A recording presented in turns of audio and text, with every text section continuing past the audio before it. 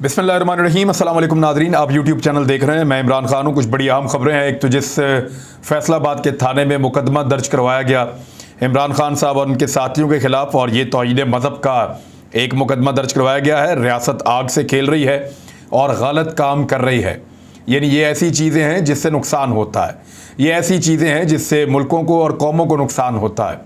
आप मज़हब कार्ड को इस्तेमाल कर रहे हैं और रियासत ही इस्तेमाल कर रही है। यानी मैं अभी आपको कुछ ऐसी चीज़ें बताऊंगा जिनसे ये चीज़ें साबित होती हैं। कुछ लोग ट्वीट कर रहे हैं, इन्फॉर्मेशन का फ्लो आ रहा है सोशल मीडिया पे। सबसे पहले तो थाना फैसलाबाद के बाहर बहुत बड़ी तादाद में लोग पहुंच गए।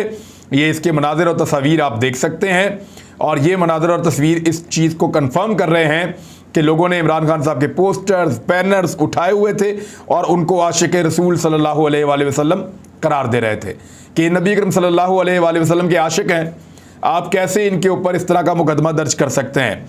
लोगों ने ना सिर्फ बहुत बड़ी तादाद में आकर वहाँ पे एहतजाज किया, बल्कि उस एहतजाज के अलावा उन्होंने राणा सनाउल्लाह वगैरह के खिलाफ भी दरखास्तें दायर कर दी।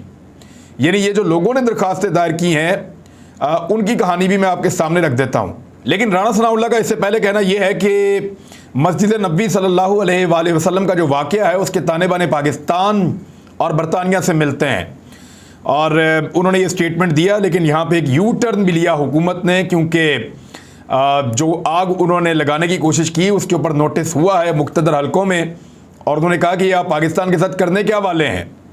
यानी ये तो आप बंदर के हाथ में माचिस दे दी है और वो पूरे जंगल में आग लगा देगा, या गंजे को नाखून दे दो तो वो अपना सर खुरच खुरच के जो है वो लहू लुहान कर देगा।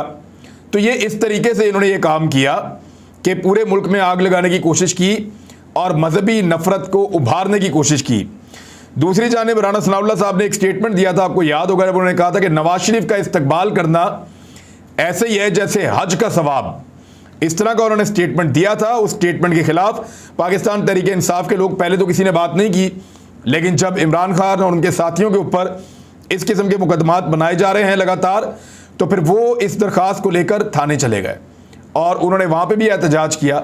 बड़ी तादाद में लोग गए और उन्होंने कहा राणा सनाउल्लाह पे, हमजा शहबाज पे और दीगर लोगों के ऊपर मुकदमात दर्ज किए जाएं, क्योंकि ये स्टेटमेंट हज की तौहीन है और हज इस्लाम का एक बड़ा फरीज़ा है और रुकन है।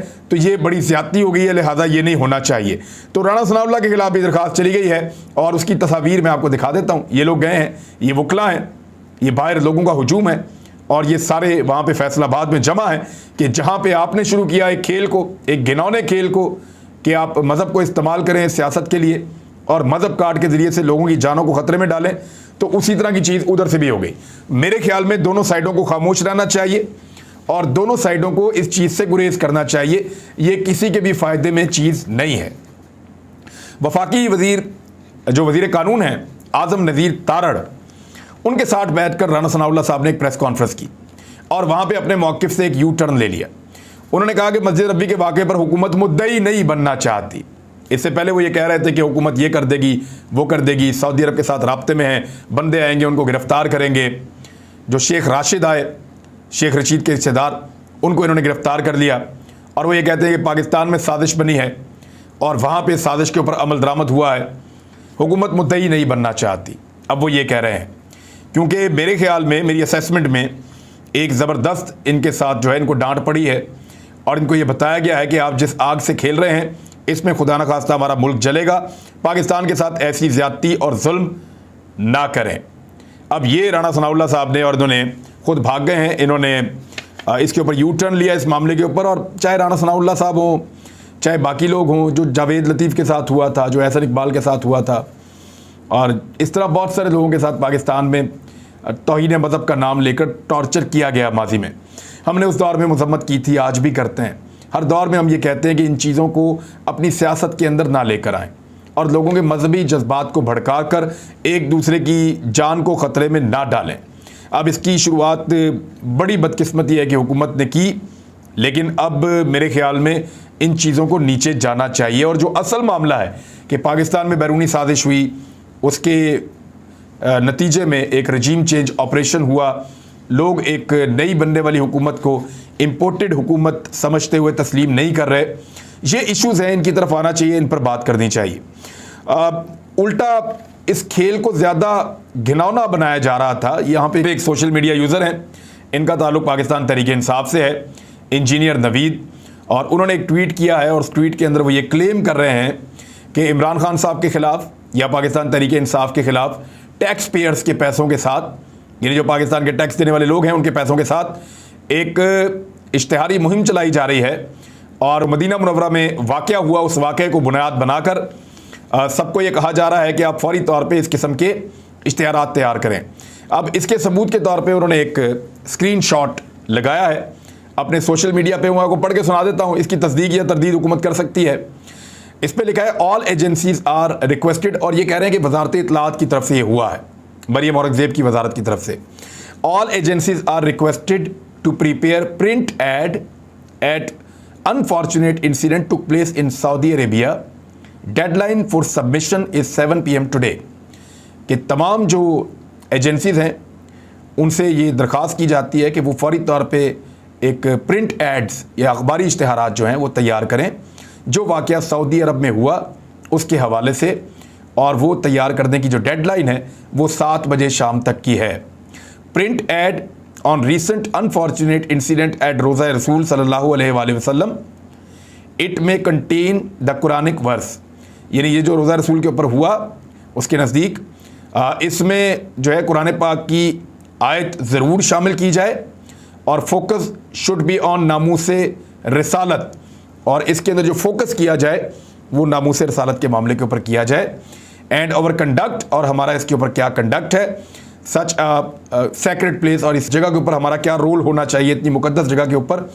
तो इस किस्म के ये अहकामात जो हैं वो दिए गए हैं बकौल इस सोशल मीडिया अकाउंट के जो पाकिस्तान तहरीक इंसाफ से ताल्लुक़ रखता है, और 7 बजे शाम तक की डेडलाइन है कि इसमें ये तमाम इश्तिहारात दिए जाएँ। अगर ये इश्तिहारात अखबारात में छप जाते हैं तो चीज़ें बड़ी क्लियर हो जाएंगी कि वाकई में ये खबर सच है, और ये अगर इश्तिहारात नहीं छपते तो फिर इसका मतलब है या तो ये इश्तिहारात थे ही नहीं, ये खबर गलत थी, तो या फिर उन्होंने रोक दिया है जिन्होंने राना सनाउल्लाह साहब वगैरह को यू टर्न लेने पर मजबूर किया कि हुकूमत इसकी मुद्दई ना बने इन मामलात की, ये जो नफरत अंगेज़ मामलात फैलाए जा रहे हैं। दूसरी जानिब पाकिस्तान तहरीक इंसाफ के लोगों ने इमरान खान साहब के नाम के साथ आशिक रसूल सल्लल्लाहु अलैहि वसल्लम लिखने की हिकमत अमली अपनाई, और मेरे ख्याल में ठीक है, क्योंकि यहाँ किसी को भी इस्तेमाल करके किसी की भी जान के साथ खेला जा सकता है, तो उन्होंने भी ये हिकमत अमली अपना ली है। तो मज़हब को सियासत के लिए इस्तेमाल नहीं करना चाहिए, मैं हमेशा कहता हूँ और आज भी यही बात कहता हूँ, और मेरी गुजारिश है सबसे कि इस मामले को बंद किया जाए। नफ़रत बहुत ज़्यादा फैल रही है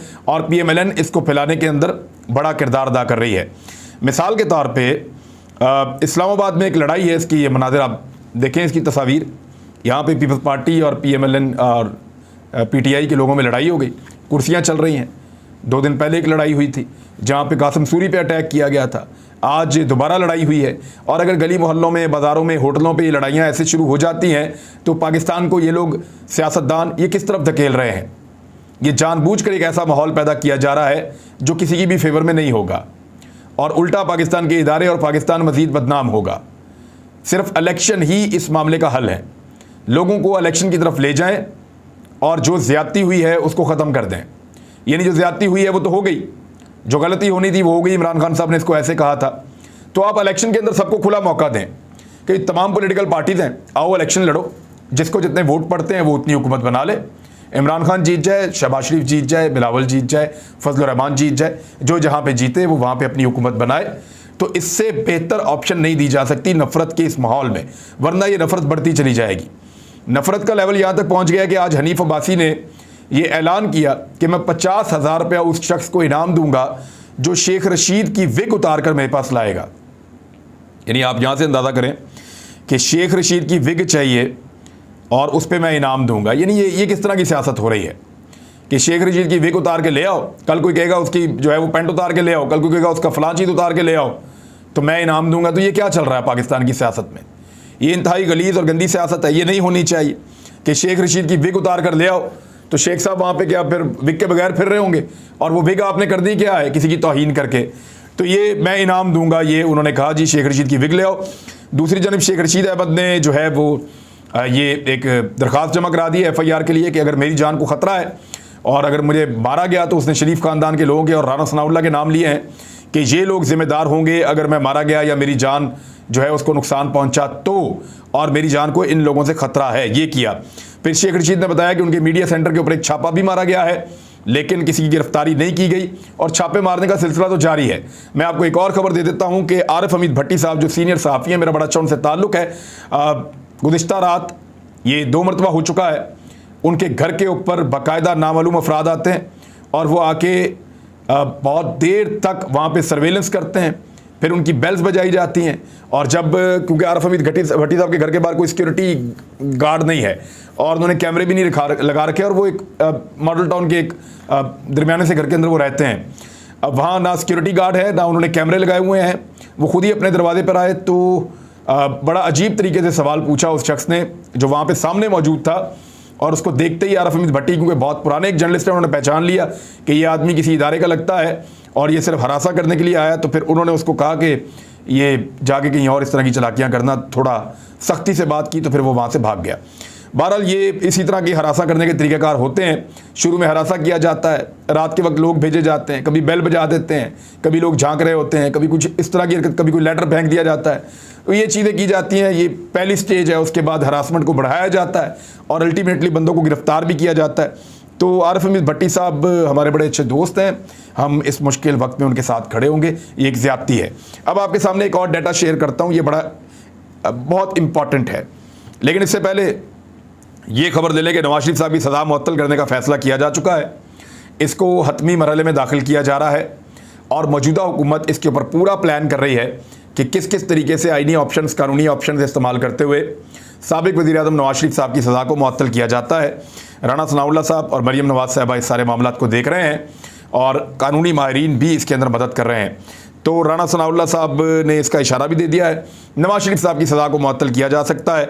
तो वो लोग जिन्होंने पाकिस्तान के साथ ये तजर्बा किया है वो मुबारकबाद के मुस्तहिक हैं कि एक मफरूर मुजरिम जो पाकिस्तान से भाग गया था इलाज करवाने के लिए कि 4 हफ्ते में वापस आ रहा हूँ, वो 2.5 साल के बाद उसकी सज़ा मुअत्तल करने की बात हो रही है। और जिन्होंने ये तजर्बा किया है उन सबको मुबारकबाद हो। शहबाज शरीफ साहब ने जो लाहौर का दौरा किया उसकी अच्छी कवरेज नहीं हुई, उनका स्टैंडर्ड मीट नहीं किया पाकिस्तान टेलीविज़न ने, PTV ने, और PTV के 17 बंदे मुअत्तल कर दिए गए हैं। 17 बंदों को फारिग कर दिया गया पाकिस्तान टेलीविज़न के कि आपने शहबाज शरीफ के लिए अच्छी कवरेज नहीं करवाई। तो सोशल मीडिया के दौर में और जो इलेक्ट्रॉनिक मीडिया उसके दौर में आज भी वो PTV के ही सारे, वो समझते हैं कि PTV सारा कुछ करके देगा, तो ऐसा तो नहीं होता। 17 बंदे मुअत्तल जो किए गए हैं उन बंदों का ये कहना है कि उनको सियासी इंतकाम का निशाना बनाया गया है। अब जो 2 खबरें हैं ज़रा ये गौर से सुनिएगा। मौलाना फजलुर रहमान साहब ने इमरान खान साहब के ऊपर एक बड़ा संगीन एलिगेशन ये लगाया था कि ये आदमी यहूदियों का एजेंट है, इसने पाकिस्तान में हज महंगा कर दिया है। 2021 में और 2020 में इन्होंने बड़ा रोला डाला हुआ था कि हज महंगा कर दिया, ये आदमी इस्लाम का दुश्मन है, यहूदियों का एजेंट है, इस तरह की बातें कर रहे थे। इमरान खान साहब का 2021 वाला जो हज था उनके दौर में उसके जो पैसे देने पड़ते थे सरकारी हज के, वो 4,80,000 कुछ जगहों पे और 4,90,000 कुछ जगहों पे, और कुछ जगहों पे 4,35,000, ये 4.5 लाख का, 4.5 लाख का हज था। किस दौर में? इमरान खान के दौर में, 2021 में, पिछले साल तक। और इसके ऊपर बड़ा वावेला करते थे फजलुर रहमान साहब और उनकी पार्टी के तमाम लोग।